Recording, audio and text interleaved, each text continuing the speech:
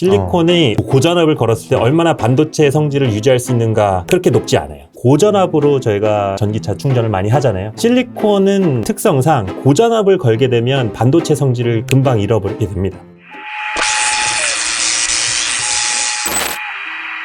퇴근 시간에 보는 테크 영상 퇴근 시간에 임경학 기자입니다. 1부에 이어서 이기로 교수님 모시고 저희 반도체 공정에 대해서 얘기해 보도록 하겠습니다. 반도체 어떻게 만드는가, 공정이 어떻게 되는가. 결국 실리콘 만드는 것부터 시작해야 됩니다. 일부에서 말씀드렸다시피 실리콘은 우리 주변에 아주 널려 있고요. 결국에는 모래에서 시작합니다. 그래서 이제 불을 뗍니다. 모래를 넣어놨는데 그게 다 녹습니다. 여기다가 막대기를 넣고 실리콘 덩어리를 하나를 붙여가지고요. 이게 씨앗이 돼요. 녹은 실리콘이 굳기 시작하는 거죠. 그래서 이 막대기를 아주 천천히 올려요. 여기는 차가우니까 굳게 되겠죠. 이걸 조금 더 올리면 실리콘 덩어리가 이렇게 자랍니다. 얘를 톱으로 잘 자릅니다. 얇은 원판이 되죠. 이게 저희가 말하는 웨이퍼입니다. 미국 대통령도 손에 이렇게 반짝반짝 들고 있는 그 웨이퍼 맞습니다. 이게 실리콘 기반의 트랜지스터를 만들 수 있는 스케치북이 된다고 보시면 됩니다. 그 다음 공정은 산화막을 입힙니다. 이 실리콘에 다시 산화막을 입히려면 산소로 산화를 시켜야 되거든요. 그냥 산소만 넣어서는 안 되고 산소 가스인 상황에서 온도를 높이면 표면에 있는 실리콘 일부가 얇은 막에 산화 규소가 되는 거죠. 실리콘 옥사이드가 되는 겁니다. 이 실리콘 옥사이드는 아까 말씀드렸듯이 모래거든요. 부도체입니다. 일부에서 말씀드렸던 필드 이펙트 트랜지스터의 구조를 보면은 여기에 부도체를 놓고 여기다 게이트를 넣었잖아요. 그쵸? 그러니까 이 부도체층을 이미 올린 셈이 되는 거죠.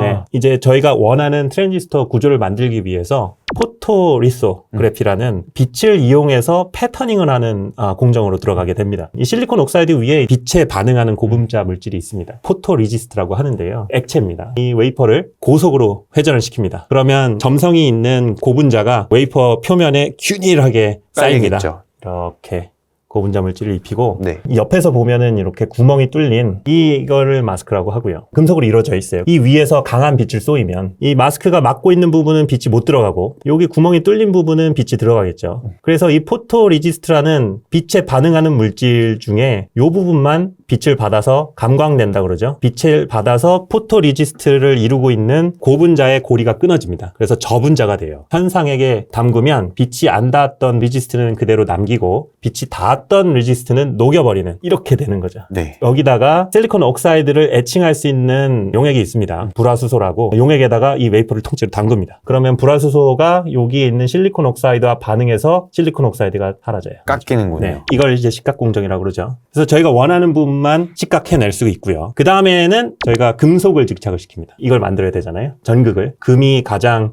전도성이 좋으면서 산화가 안 되는 물질이니까 금막을 살짝 입힙니다. 그러니까 이렇게 금막을 입히면 깎아냈던 이 부분에 금이 올라가면 여기는 실리콘과 이렇게 맞닿는 거고요. 네. 이 부분들은 그냥 포토리지스트 위에 금이 쌓입니다. 이 상태에서 다시 아까처럼 용액으로 PR을 지우면 위에 있는 금속은 같이 날아가 버리고요. 그렇게 되면은 저희가 원했던 구조가 되는 거죠. 과정을 저희가 복잡하게 나누긴 했지만 사실 아주 기본적인 원리는 그냥 실리콘을 위에다가 그런 라카 같은 거 칠할 때 내가 원하는 별표면 별표 이렇게 딱 해놓고 위에다 칙 뿌리면 여기만 이렇게 남는 그런 원리처럼 이제 실리콘 위에다가 그냥 하나를 하는 거군요.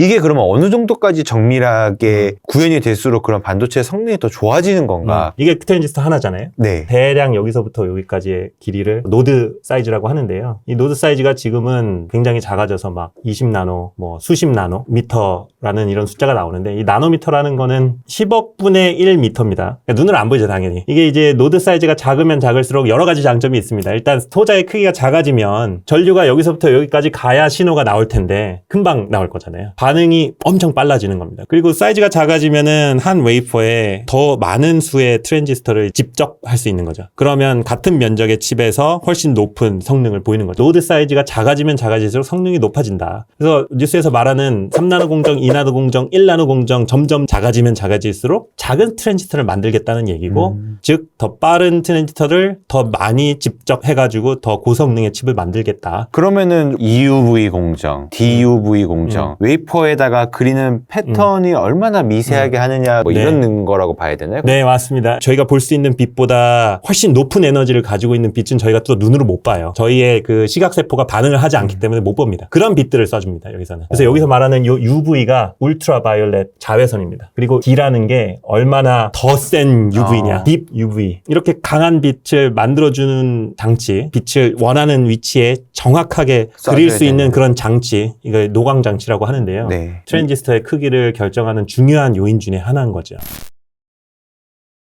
전반적인 반도체 공정에 이제 얘기했는데 그럼 교수님은 어떤 네. 반도체를 만들고 계시는가? 실리콘 말고 반도체 많습니다, 사실. 절마늄도 있고요. 네. 그다음에 이런 단일 물질로 이루어지지 않은 질소가 섞여 있는 갈륨 나이트라이드도 있고 인디움과 비소 여러 가지 반도체들이 있어요. 화합물 반도체 분야가 있습니다. 근데 워낙에 이 실리콘 쪽이 많이 개발이 된 것도 있고 실리콘은 독성도 없고 널려 있고 싸고 그래서 사람들이 열심히 개발을 해서 어떻게 하면 순수한 실리콘을 만들 수 있는지도 많이 개발돼 있고 근데 사실 실리콘의 한계도 있습니다. 실리콘이 고전압을 걸었을 때 얼마나 반도체 성질을 유지할 수 있는가 그렇게 높지 않아요. 고전압으로 저희가 전기차 충전을 많이 하잖아요. 실리콘은 특성상 고전압을 걸게 되면 반도체 성질을 금방 잃어버리게 됩니다. 어떻게 보면 조금 약한 거죠. 반도체의 성질을 잃어버린다는 거는 전류가 안 흘리게 되는 거예요? 아니면 막 흐르게 되는 거예요? 단적으로 말씀드리면 고전압을 걸면 소자가 터져버린다는 뜻입니다.